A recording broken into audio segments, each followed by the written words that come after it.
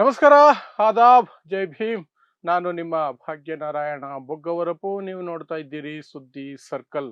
Iran ಮತ್ತು America Israel ಯುದ್ಧ ಯಾವ ಹಂತಕ್ಕೆ ಬಂದಿದೆ ಅಂದ್ರೆ, ಈಗ ಅಮೆರಿಕ ಸುಸ್ತಾಗಿ ನನಗೆ ಸಹಾಯ ಮಾಡಿ, ನನಗೆ ಸಹಾಯ ಮಾಡಿ, ನನಗೆ ಸಹಾಯ ಮಾಡಿ ಅಂತ ಎಲ್ಲರ ಹತ್ರ ಗೋಗರಿಯೋ ಪರಿಸ್ಥಿತಿ ಬಂದಿದೆ. ಇದರ ನಡುವೆ ಬರುವಂತಹ ಪ್ರಶ್ನೆ ಅಂದ್ರೆ, ಇರಾನ್ ಪ್ರತಿದಾಳಿ ನಡೆಸ್ತಾ ಇದೆ ಸರಿ, ಆದರೆ ಇರಾನ್ ಹತ್ರ ಇನ್ನೂ ಎಷ್ಟು ಶಕ್ತಿ ಉಳಿದಿದೆ, ಇನ್ನೆಷ್ಟು ದಿನ ಹೋರಾಡಬಹುದು ಇರಾನ್, ಅದರ ಬಗ್ಗೆ ಒಂದಷ್ಟು ಮಾಹಿತಿಯನ್ನು ಕೊಡುವ ಪ್ರಯತ್ನವನ್ನು ಮಾಡ್ತೀನಿ. ಮತ್ತು ಅಮೆರಿಕ ಯಾರ ಹತ್ರ ಎಲ್ಲ ಗೋಳಾಡ್ತಿದೆ, ಯಾರೆಲ್ಲ ಏನ್ ರೆಸ್ಪಾಂಡ್ ಮಾಡ್ತಿದ್ದಾರೆ, ಅದರಲ್ಲೂ ವಿಶೇಷವಾಗಿ ಯುದ್ಧ ಪೀಡಿತ ಬಡಪಾಯಿ ಜೆಲೆನ್ಸ್ಕಿ ಬಳಿ ಹೋಗಿ, ಯುಕ್ರೇನ್ ಬಳಿ ಹೋಗಿ ಡ್ರೋನ್ಗಳನ್ನು ಹೊಡೆದು ಉರುಳಿಸೋದಕ್ಕೆ ನಿಮ್ಮ ಹತ್ರ ಮಿಸೈಲ್ಗಳಿದ್ರೆ ಕೊಡಿ ಅಂತ ಅಮೆರಿಕ ಕೇಳ್ತಾ ಇದೆ.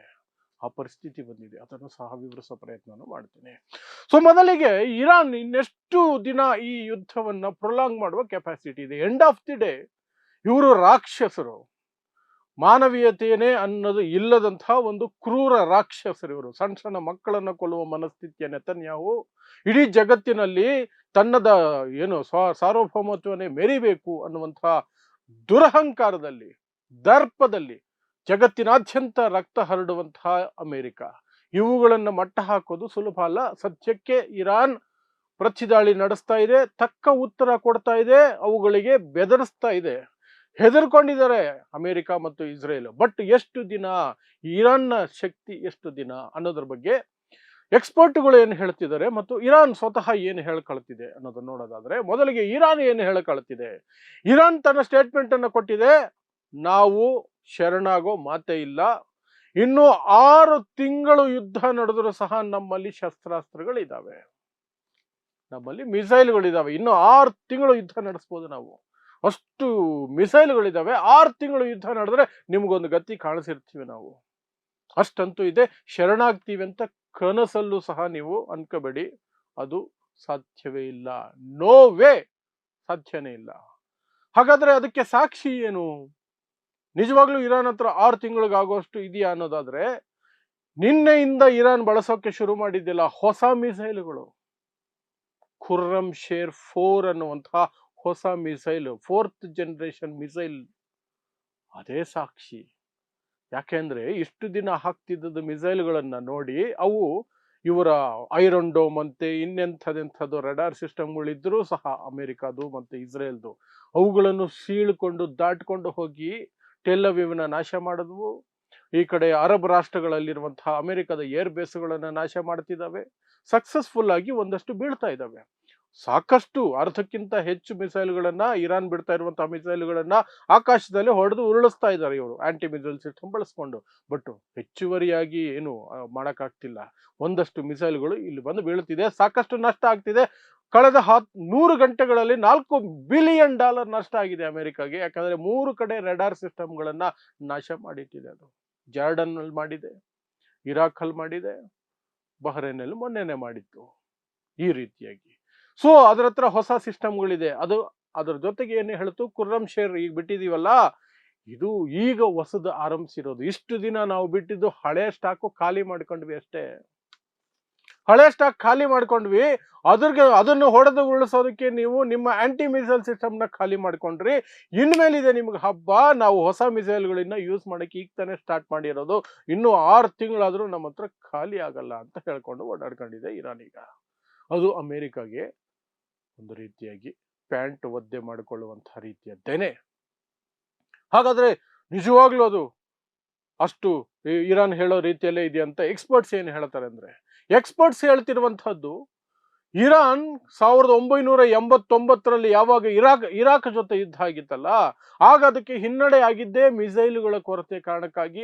ಆ ಕಾರಣಕ್ಕಾಗಿ ಅವತ್ತೇ ನಿರ್ಧಾರ ಮಾಡ್ಕೊಂಡಿತ್ತು ಇರಾನ್, ತನಗೆ ಎಷ್ಟು ಬೇಕು ಅದಕ್ಕಿಂತ ಹೆಚ್ಚುವರಿಯಾಗಿ ಮಿಸೈಲ್ಗಳನ್ನ ಶೇಖರಣೆ ಮಾಡಿಟ್ಕೊಳ್ಳೋಣ ಅಂತ. ಹಾಗಾಗಿ ಅದು ಇರಾನ್ ಬಹಳ ದೊಡ್ಡ ದೇಶ, ಅದು ಜನಸಂಖ್ಯೆ ಕಡಿಮೆ ಆದರೆ ಬಹಳ ದೊಡ್ಡ ದೇಶ. ಹಾಗಾಗಿ ಪರ್ವತ ಪ್ರದೇಶಗಳು, ಮರುಭೂಮಿ ಪ್ರದೇಶಗಳು ಖಾಲಿ ಇದಾವೆ, ದೊಡ್ಡ ದೊಡ್ಡ ಪ್ರದೇಶಗಳು. ಅಲ್ಲಿ ಅಂಡರ್ ಗ್ರೌಂಡ್ ಮಿಸೈಲ್ ಸಿಟಿ ಮಾಡಿದೆಯಂತೆ. ಎಕ್ಸ್ಪರ್ಟ್ಸ್ ಹೇಳ್ತಿರೋದು, ಇದು ಅಮೆರಿಕದ ಎಕ್ಸ್ಪರ್ಟ್ಸ್ ಹೇಳ್ತಿರೋದು. ಆ ಅಂಡರ್ ಗ್ರೌಂಡ್ ಮಿಸೈಲ್ ಸಿಟಿಗಳ ಒಳಗಡೆ ಲಕ್ಷಾಂತರ ಕ್ಷಿಪಣಿಗಳನ್ನ ಅದು ತಯಾರು ಮಾಡಿ ದಾಸ್ತಾನು ಇಟ್ಕೊಂಡಿದೆ. ಅವುಗಳನ್ನು ಬಳಸಬೇಕು ಅಂದ್ರೆ ಅದಕ್ಕೆ ಬಹಳ ಸಮಯ ಬೇಕಾಗುತ್ತೆ. 6 ತಿಂಗಳು ಅಂತ ಇರಾನ್ ಏನು ಹೇಳ್ತಾ ಇದೆ ಅದು ಸತ್ಯನೇ ಅಂತ ಎಕ್ಸ್ಪರ್ಟ್ಗಳು ಹೇಳ್ತಾ ಇದ್ದಾರೆ. ಅವರು ಹಾಕದಷ್ಟು ಬರ್ತಿರ್ತವೆ. ಅಂಡರ್ಗ್ರೌಂಡ್ ಸಿಟಿ, ಮಿಸೈಲ್ ಸಿಟಿಗಳನ್ನು ನಿರ್ಮಾಣ ಮಾಡಿ ಅದರಲ್ಲಿ ಬಚ್ಚಿಟ್ಟಿದ್ದಾವೆ ಅಂತ.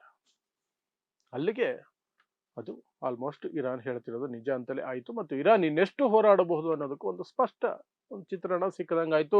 6 ತಿಂಗಳವರೆಗೆ ಅದು ಇದೇ ರೀತಿಯ ಇದೇ ಇಂಟೆನ್ಸಿಟಿಯಲ್ಲಿ ಪ್ರತಿರೋಧ ಒಡ್ಡುವಂತಹ, ಪ್ರತಿದಾಳಿ ನಡೆಸುವಂತಹ ಕೆಪಾಸಿಟಿ ಹೊಂದಿದೆ ಅಂತ ಇದರಿಂದ ಸ್ಪಷ್ಟ ಆಗುತ್ತೆ. ಸೊ ಅದೊಂದು ಕಡೆ. ಇನ್ನು ಅಮೆರಿಕ ಬೆಚ್ಚಿ ಬಿದ್ದಿದೆಯಲ್ಲ, ಯಾಕಂದ್ರೆ ಇದು ಖುರ್ರಮ್ ಶೇರ್ 4 ಅನ್ನುವಂತಹ ಹೊಸ ಮಿಸೈಲು.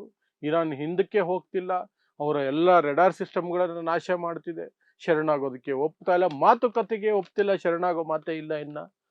ಹಾಗಾಗಿ ಇವರಿಗೆ ಆಂಟಿ ಮಿಸೈಲ್ ಸಿಸ್ಟಮ್ಗಳು ಖಾಲಿ ಆಗ್ತಿದಾವಲ್ಲ, ಈಗ ಬೇರೆ ಬೇರೆ ದೇಶಗಳಿಂದ ಕೇಳ್ತಾ ಇದ್ದಾರೆ ಹೆಲ್ಪ್. ಕೆಲವು ದೇಶಗಳಿಂದ ನಿಮ್ಮ ಏರ್ ಬೇಸ್ ಕೊಡಿ, ಬಳಸಬೇಕು ನಾವು ಅಂತ ಕೇಳ್ತಿದ್ದಾರೆ. ಯಾಕಂದ್ರೆ ಅರಬ್ ದೇಶಗಳಲ್ಲಿರುವಂತಹ ಏರ್ ಬೇಸ್ಗಳು ನಷ್ಟ ಆಗ್ತಿದ್ದಾವೆ. ಇನ್ನು ಕೆಲವು ದೇಶಗಳ ಹತ್ರ ಹೋಗಿ ಮಿಸೈಲ್ ಕೊಡಿ ಅಂತ ಬೇಡ್ಕೊಳ್ತಿದ್ದಾರೆ. ಯಾರ ಹತ್ರ ಎಲ್ಲ ಏರ್ ಬೇಸ್ ಕೇಳಿದ್ದಾರೆ ಗೊತ್ತಾ ಇವರು? ಸ್ಪೇನ್ ಹತ್ರ ಕೇಳಿದ್ರು, UK ಹತ್ರ ಕೇಳಿದ್ರು, ಆಸ್ಟ್ರೇಲಿಯಾ ಮತ್ತು ಕೆನಡಾ ಹತ್ರ ಕೇಳಿದ್ದಾರೆ. ಅಷ್ಟೂ ಜನ ಉಗಿದು ಓಡಿಸಿದ್ದಾರೆ ಅಮೆರಿಕನ. ನಾವು ಕೊಡಲ್ಲ, ಇದಕ್ಕೂ ನಮಗೂ ಸಂಬಂಧನೇ ಇಲ್ಲ, ನಾವ್ಯಾಕೆ ಕೊಡ್ಬೇಕು, ನಿಮ್ಮನ್ನ ಯಾರು ಯುದ್ಧ ಮಾಡಿ ಅಂದಿದ್ದು? ಯಾರ ಯುದ್ಧ ಇದು? ಇಸ್ರೇಲ್ನ ಯುದ್ಧ, ನೀವ್ಯಾಕೆ ಇದರಲ್ಲಿ ಭಾಗಿಯಾಗಿದ್ದೀರಿ ಅಂತ ನೇರವಾಗಿ ಕೇಳ್ತಿದ್ದಾರೆ ಅವರು. ಸ್ಪೇನ್ ಅಂತೂ ನಿಮಗೆ ಮೊನ್ನೆನೇ ವಿಡಿಯೋ ಮಾಡಿ ಹೇಳಿದ್ದೆ, ಅಲ್ಲಿ ಪ್ರೈಮ್ ಮಿನಿಸ್ಟರ್ ಪೆಡ್ರೋ ಸ್ಯಾಂಚೆಸ್ ಓಪನ್ ಆಗಿ ಹೇಳಿದ್ರು, ಕೊಡೋದಿಲ್ಲ, ಇದಕ್ಕೂ ನಮ್ಗೇನ್ರಿ ಸಂಬಂಧ, ನಾವು ಕೊಡಲ್ಲ ಅಂದ್ರೆ ಕೊಡಲ್ಲ ಅಂತ. ಅದಕ್ಕೆ ಟ್ರಂಪ್ ಬೆದರಿಕೆ ಹಾಕಿದ್ದನ್ನು ಸಹ ನಾನು ಹೇಳಿದೆ ನಿಮಗೆ, ವ್ಯಾಪಾರ ಒಪ್ಪಂದಗಳನ್ನು ಕ್ಯಾನ್ಸಲ್ ಮಾಡಿಬಿಡ್ತೀನಿ, ಟ್ಯಾರಿಫ್ ಹಾಕ್ತೀನಿ, ಹಾಗೆ ಹೀಗೆ ಅಂತ ಮಾಮೂಲಿ ಟ್ರಂಪ್ದು ಹಳಸಲು ಬೆದರಿಕೆ. ಅಲ್ಲೇನು ಮೋದಿ ಕೂತಿಲ್ವಲ್ಲ, ಮೋದಿ ಕೂತಿದ್ದಾರೆ ಅನ್ನೋ ರೀತಿಯಲ್ಲಿ ಅವ್ರಿಗೂ ಬೆದರಿಕೆ ಹಾಕಿದ್ದು ಇಲ್ಲ. ಸೊ ಸ್ಪೇನ್ ಕಡೆಯಿಂದ ಸ್ಪಷ್ಟ ನೋ. ಆ ನಂತರ ಯುಕೆದು ಅಲ್ಲಿ ಸೈಪ್ರಸ್ ಅನ್ನುವಂತಹ ಒಂದು ದ್ವೀಪದಲ್ಲಿ ಬೇಸ್ ಇದೆ, ಅಲ್ಲಿಂದ ಇರಾನ್ ಮೇಲೆ ದಾಳಿ ಮಾಡಬಹುದು, ಒಳ್ಳೆ ಸ್ಪಾಟ್ ಅದು. ಆದ್ರೆ UK ಹೇಳಿದೆ, ಸ್ಟಾರ್ಮರ್ ಅಲ್ಲಿನ ಪ್ರಧಾನಿ, ಸಾಧ್ಯನೇ ಇಲ್ಲ, ಕೊಡೋಕ್ ಸಾಧ್ಯನೇ ಇಲ್ಲ, ನಾವು ಕೊಡಲ್ಲ. ಈ ಏನು ಗಬ್ಬೆಬ್ಸಿಟ್ಟಿದ್ದೀರಲ್ಲ, ಅದಕ್ಕೆ ನೀವೇ ಹೊಣೆ, ನಾವು ಎಥಿಕ್ಸ್ ಮೇಲೆ ಹೋಗ್ತೀವಿ, ಈ ರೀತಿ ನಾವು ನಿಮಗೆ ಇಂಡೈರೆಕ್ಟ್ ಆಗಿ ಸಪೋರ್ಟ್ ಮಾಡಲ್ಲ ಅಂತ ಹೇಳ್ಬಿಟ್ರು. UKದವ್ರದ್ದು ಆ ಕತೆ. ಆಸ್ಟ್ರೇಲಿಯಾದವರು ಒಂದೇ ವರ್ಡ್ ಯೂಸ್ ಮಾಡಿರೋದು, ನೋ. ನಮಗೂ ಇದಕ್ಕೂ ಸಂಬಂಧನೇ ಇಲ್ಲ, ನಮ್ಮ ಹತ್ರ ಬರಕ್ಕೆ ಹೋಗ್ಬೇಡಿ ಅಂದ್ಬಿಟ್ರು ಆಸ್ಟ್ರೇಲಿಯಾದವರು. ಹೆಚ್ಚಿಗೆ ಮಾತೇ ಹೇಳಲಿಲ್ಲ ಅವರು. ನೋ ಅಂದ್ರೆ ನೋ ಅಷ್ಟೇ, ಮುಗೀತು. ನೋ, ದೊಡ್ಡ ನೋ ಹೇಳಿದ್ದಾರೆ. ಕೆನಡಾದವರು ಬರೀ ನೋ ಹೇಳಲಿಲ್ಲ, ಅಮೆರಿಕನ್ ಕ್ಯಾಕರ್ಸ್ ಉಗಿದ್ಬಿಟ್ಟವ್ರೆ. ಕೆನಡಾದ ಪ್ರೈಮ್ ಮಿನಿಸ್ಟರ್ ಮಾರ್ಕ್ ಕಾರ್ನಿ ಬಾಯಿಗೆ ಬಂದಂಗೆ ಸ್ಟೇಟ್ಮೆಂಟ್ ಕೊಟ್ಟಿದ್ದಾರೆ. ಯಾಕಂದ್ರೆ ಅಮೆರಿಕದವರು ಆಗಾಗ ಕೆಣಕ್ತಾ ಇರ್ತಾರಲ್ಲ ಕೆನಡಾನ, ನಿಮ್ಮನ್ನ ನಾವು ನಮ್ಮ ದೇಶದ ಭಾಗ ಮಾಡ್ಕೊಂಡ್ಬಿಡ್ತೀವಿ, 52ನೇ ರಾಜ್ಯ ಮಾಡ್ಕೊಂಡ್ಬಿಡ್ತೀವಿ, ನಿಮ್ಮನ್ನ ನಾವು ಪಡೆದೇ ತೀರ್ತೀವಿ, ನೀವು ಅಮೆರಿಕದ ಭಾಗ ಆಗಲೇಬೇಕು ಅಂತ ಬೆದರಿಕೆ ಎಲ್ಲ ಹಾಕ್ತಿರ್ತಾರಲ್ಲ ಅಮೆರಿಕ ಮತ್ತು ಟ್ರಂಪ್. ಆ ಕೋಪ ಇತ್ತೇನೋ ಈ ಮನುಷ್ಯ ಬರೀ ನೋ ಅಂದಿಲ್ಲ, ಏನ್ ಹೇಳಿದ್ರು ಬರ್ಕೊಂಡಿದ್ದಾರೆ ಗೊತ್ತಾ ಅವರು? US and Israel strikes on Iran mark failure of the international order. ಅಂತಾರಾಷ್ಟ್ರೀಯ ಮಟ್ಟದಲ್ಲಿ ಏನೋ ಒಂದು ಸ್ಥಿರತೆ ಇತ್ತಲ್ಲ, ಅದನ್ನ ಹಾಳು ಮಾಡೋ ಕೆಲಸ ಮಾಡ್ತಿದ್ದಾರೆ ಇವರು ಅಂತ ಕೆನಡಾ ಹೇಳ್ತಿರೋದು. ಬರೀ ನೋ ಅಲ್ಲ, ಏರ್ ಬೇಸ್ ಕೊಡಿ ಅಂತ ಅಮೆರಿಕ ಕೇಳಿದ್ರೆ ಅವ್ರು ಕೊಟ್ಟಿರೋ ಉತ್ತರ. ಇನ್ನು ಇವ್ರಿಗೆ ದಿಗಿಲು ಬರೋ ಹಾಗೆ ಮಾಡಿರುವಂತಹದ್ದು ಏನು ಅಂದ್ರೆ, ಇರಾನ್ ಅದು ಹೇಗೆ ಅಷ್ಟು ನಿಖರವಾಗಿ ಏರ್ ಬೇಸ್ಗಳನ್ನ ಟಾರ್ಗೆಟ್ ಮಾಡ್ತಿದೆ, ಅವ್ರಿಗೆ ಲೊಕೇಶನ್ಗಳು ಎಲ್ಲಿ ಗೊತ್ತಾಗ್ತಿದ್ದಾವೆ, ಯಾವ್ದು ಎಲ್ಲಿದೆ, ಹೇಗೆ ಏನು ಅಂತ ಅಷ್ಟು ನಿಖರವಾಗಿ ಹೇಗೆ ಗೊತ್ತಾಗ್ತಿದೆ ಅಂದ್ರೆ, ರಷ್ಯಾ ಕಡೆಯಿಂದ ಸ್ಯಾಟಲೈಟ್ ಇನ್ಫಾರ್ಮೇಶನ್ ಶೇರ್ ಆಗ್ತಿದೆ ಅಂತ ಅಮೆರಿಕನೇ ಈಗ ಆಪಾದನೆ ಮಾಡ್ತಾ ಇದೆ. ರಷ್ಯಾ ನಿಖರ ಮಾಹಿತಿ ಕೊಡ್ತಾ ಇದೆ, ಗುಪ್ತಚರ ಇಲಾಖೆ ಮಾಹಿತಿಗಳನ್ನ ಕೊಡ್ತಾ ಇದೆ, ಇಲ್ಲಿ ಇದೆ, ಮಿಕ್ಕಿದ್ ನೀವು ನೋಡ್ಕೊಳ್ಳಿ ಅಂತ. ಆ ಭಯನೂ ಈಗ ಅಮೆರಿಕ ಕಾಡ್ತಾ ಇದೆ. ಇನ್ನು ಮಿಸೈಲ್ಗಳನ್ನ ಭಿಕ್ಷೆ ಬಿಡ್ತಿದ್ದಾರೆ. ಮಿಸೈಲ್ಗಳನ್ನ ಯಾರ ಹತ್ರ ಭಿಕ್ಷೆ ಬಿಡ್ತಿದ್ದಾರೆ?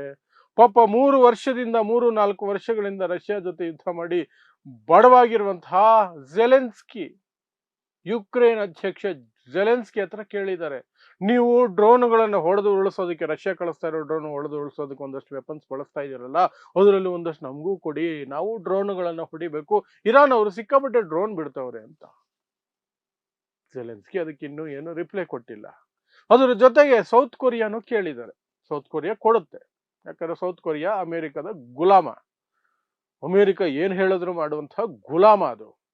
ಅದು ಕೊಡೋ ಸಾಧ್ಯತೆ ಇದೆ. ಒಂದಷ್ಟು ಮಿಸೈಲ್ಗಳು ಏನೋ ಒಂದಷ್ಟು ಕೊಡೋ ಸಾಧ್ಯತೆ ಇದೆ. ಬಟ್ ಇರಾನ್ ಹೇಳ್ತಾ ಇರೋ 6 ತಿಂಗಳವರೆಗೆ ಅಂತ ಇದೆಯಲ್ಲ, ಅಷ್ಟರವರೆಗೆ ಆಂಟಿ ಮಿಸೈಲ್ಗಳನ್ನ ಇವ್ರು ಎಲ್ಲಿಂದ ತರಬೇಕು? ಅದು ಈಗ ಅಮೆರಿಕ ಮತ್ತು ಇಸ್ರೇಲ್ಗೆ ದೊಡ್ಡ ಚಿಂತೆ ಆಗಿರೋದು. ಸೊ ಇದಿಷ್ಟು ಈಗ ಬರ್ತಿರುವಂತಹ ಮಾಹಿತಿ ಮತ್ತು ಈಗ ನಿಮಗೆ ಕೊಡಬಹುದಾದಂತಹ ಮಾಹಿತಿ ಈ ವಿಡಿಯೋದಲ್ಲಿ. ಏನಂದ್ರೆ ಇರಾನ್ ಇನ್ನೆಷ್ಟು ದಿನ ಇದನ್ನ ತಡ್ಕೊಳ್ಳಬಹುದು ಮತ್ತು ಅಮೆರಿಕ ಜೆಲೆನ್ಸ್ಕಿ ಹತ್ರ ಹೋಗಿ ಭಿಕ್ಷೆ ಬೇಡುವಂತಹ ಪರಿಸ್ಥಿತಿಗೆ ಬಂದಿದೆಯಲ್ಲ, ಅದರ ಹಿನ್ನೆಲೆ ಏನ್ ನಡೀತು ಅಂತ ಅಷ್ಟೇ. ಸೊ ಇಂತಹದೇ ವಿಶೇಷ ಸುದ್ದಿಗಳಿಗಾಗಿ ನೋಡ್ತಾ ಇರಿ ಸುದ್ದಿ ಸರ್ಕಲ್. ನಾನು ನಿಮ್ಮ ಭಾಗ್ಯನಾರಾಯಣ ಬೊಗವರಪು.